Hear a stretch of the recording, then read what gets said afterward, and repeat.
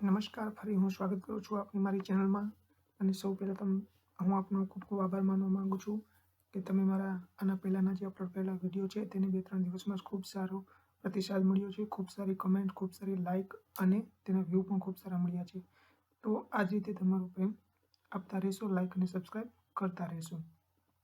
આજે હું તમારા માટે આ લઈને આવ્યો છું એક નવો વિડીયો કે જે દરેક વ્યક્તિને કામ લાગે છે. કોઈ નાનું બાળક હોય થી લઈને મોટા વ્યક્તિઓ સુધી તેને ઉપયોગી થઈ શકે તેવો અને તેના માટે ખૂબ જ ઉપયોગી હું વિડીયો લઈને આવ્યો છું. આશા રાખું છું કે આ વિડીયો પણ તમને ખૂબ જ ઉપયોગી બનશે. તો આ રીતે લાઇક, સબસ્ક્રાઈબ અને કોમેન્ટ કરતા રહો. હું તમારા માટે આવા નવા વિડીયો બનાવવાનો પ્રયત્ન કરતો રહીશ. તો આજે મારે તમને વાત કરવાની છે કે તમે ઘરે બેઠા પીવીસી આધાર કાર્ડ કેવી રીતે બનાવી શકો છો. આધાર કાર્ડ છે તે અત્યારના સમયમાં દરેક બાળક માટે, દરેક વ્યક્તિ માટે ખૂબ જ ઉપયોગી છે.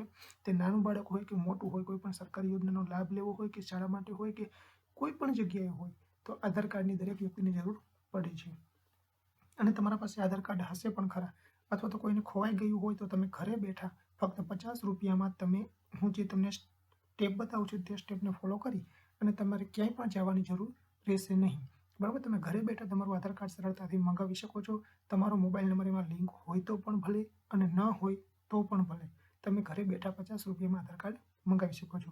જો તમે પીવીસી આધાર કાર્ડ કઢાવવા માટે બહાર ક્યાંય સાયબર કાફેમાં કે ક્યાંય જશો તો તમારી પાસે 100 થી 150 રૂપિયા લેશે.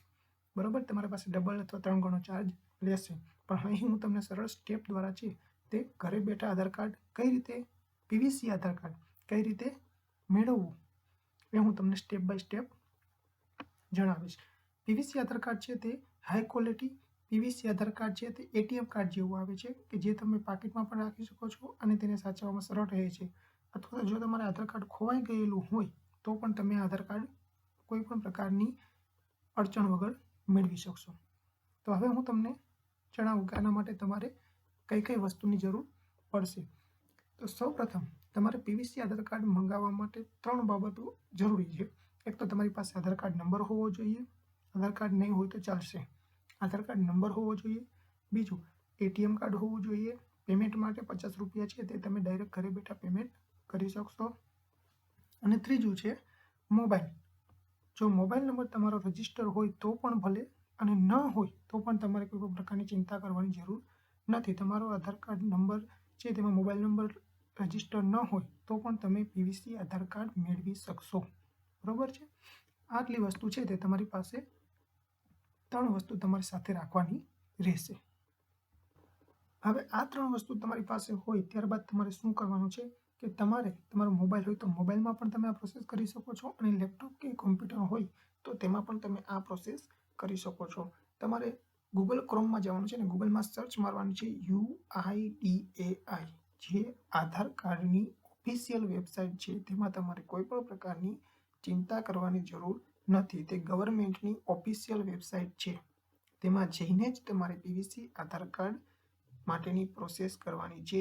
અન્ય બીજી કોઈ પણ લિંક માટે જવાનું રહેતું નથી. આ UIDAI છે તે ઓફિશિયલ ગવર્મેન્ટની વેબસાઇટ છે. બરોબર, UIDAI.gov.in આ તમારે ગૂગલમાં સર્ચ કરવાનું છે અને તેના ઉપર ક્લિક કરવાનું છે. તેના ઉપર ક્લિક કરશો એટલે તમારી સામે આ પ્રકારનું પેજ ખુલશે. તેમાં પહેલું જ જો આ રીતના લખેલું આવ્યું આધાર પીવીસી કાર્ડ, તો એના ઉપર તમારે ક્લિક કરવાનું છે.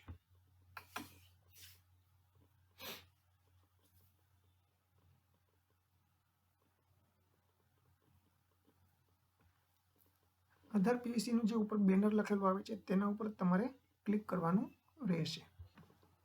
વેબસાઇટ ઉપર ક્લિક કરશો એટલે તમારી સામે આ રીતનું છે તે પેજ ઓપન થશે, જેમાં અહીં લખેલું છે કે આધાર નંબર હોય તમારી પાસે તો આધાર નંબર તમારે અહીં નાખવાનો છે. જો તમારી પાસે આધાર કાર્ડ આવેલું જ ન હોય અને ફક્ત તમારી પાસે તેની પહોંચ હોય, એની પહોંચ તમારી પાસે હોય તો અહીં તમને આપેલું છે જુઓ EID, તેના ઉપર તમારે ક્લિક કરીને પછી આગળ પ્રોસેસ કરવાની રહેશે. જો તમારી પાસે આધાર કાર્ડનો નંબર હોય તો આધાર કાર્ડ નંબર સિલેક્ટ કરી અહીં તમારો આધાર નંબર નાખવાનો છે. સિક્યુરિટી કેપ્ચા કોડ જે અહીં તમને બાજુમાં આપેલો હશે એ તમારે અહીં નાખવાનો છે. આ બોક્સ તમારે સિલેક્ટ ક્યારે કરવાનું છે કે જો તમારો મોબાઈલ નંબર આધાર કાર્ડમાં લિંક ન હોય તો તમારે આ બોક્સ ઉપર ક્લિક કરી અને ત્યારબાદ સેન્ડ ઓટીપી કરવાનું છે.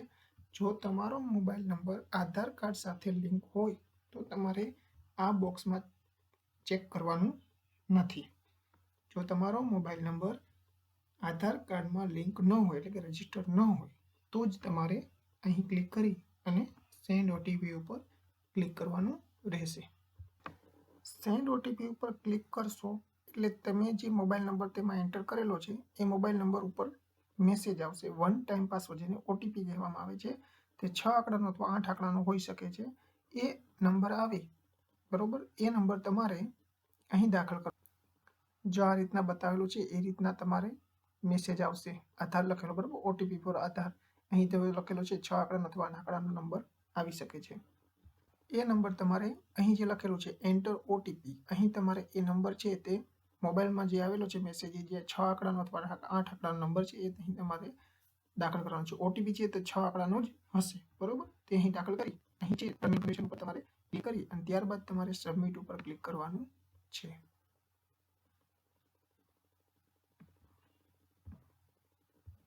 સબમિટ ઉપર ક્લિક કરશો એટલે અહીં તમારું આધાર કાર્ડ છે તેનું પ્રિવ્યૂ બતાવશે. તમારું નામ, તમારી date of birth, gender, address બરોબર, આ બધું છે અહીં તમને બતાવશે અને અહીં તમારું આધાર કાર્ડનું પ્રિવ્યૂ પણ બતાવશે. જો તમારો મોબાઈલ નંબર રજિસ્ટર કરેલો નહીં હોય તો તમને પ્રિવ્યૂ બતાવશે નહીં. જો મોબાઈલ નંબર રજિસ્ટર કરેલો હશે તો તમને આ પ્રિવ્યૂ બતાવશે. તમારે પ્રિવ્યૂ જોવા મળે ત્યારબાદ તમારું નામ ને બધું માહિતી છે તમારું જ આધાર કાર્ડ છે. જો તમારું જ આધાર કાર્ડ હોય તો મેક પેમેન્ટ ઉપર ક્લિક કરવાનું રહેશે. મેક પેમેન્ટ ઉપર ક્લિક કરશો એટલે તમારી સામે આ પ્રકારનું મેનુ ખુલશે. અહીં તમારે એટીએમ કાર્ડ દ્વારા પેમેન્ટ કરવું હોય તો પેલું જ આપેલું છે cards, credit card, debit card, એના ઉપર તમારે ક્લિક કરવાનું રહેશે. એના ઉપર ક્લિક કરશો એટલે તમારે તેમાં તમારા કાર્ડના જે નંબર છે તે કાર્ડ નંબર નાખવાના રહેશે.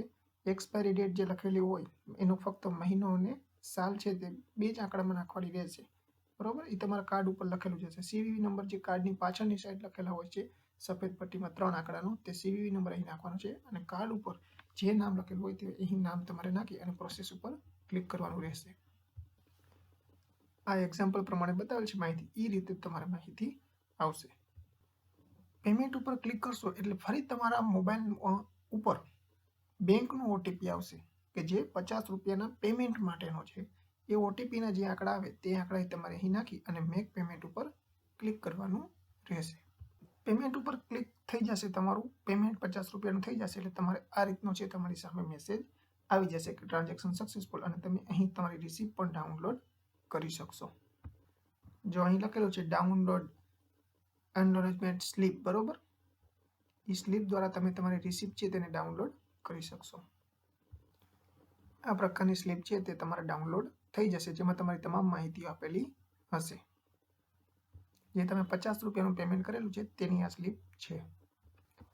આશા રાખું છું તમને અહીં જે વિડીયો બતાવવામાં આવ્યો છે, તમને જે માહિતી બતાવવામાં આવી છે કે તમે ઘરે બેઠા કઈ રીતે આધાર કાર્ડ મંગાવી શકો છો, તે તમને વિડીયો તમને જરૂર મદદ થશે અને તમે ઘરે બેઠા સરળતાથી આ પ્રોસેસ દ્વારા તમારી ઘરે આધાર કાર્ડ મંગાવી શકો છો. તમારી આધાર કાર્ડમાં જે સરનામું આપેલું હશે એ સરનામા ઉપર અઠવાડિયાથી 15 દિવસની અંદર તમારા ઘરે આધાર કાર્ડ આવી જશે. પીવીસી આધાર કાર્ડ. તમારે ક્યાંય પણ જવાની જરૂર નથી. ફક્ત 50 રૂપિયામાં તમારા ઘરે આધાર કાર્ડ આવી જશે. વિડીયો જોવા માટે તમારો ખૂબ ખૂબ આભાર. ચેનલ લાઈક અને સબસ્ક્રાઈબ કરતા રહો. Thank you.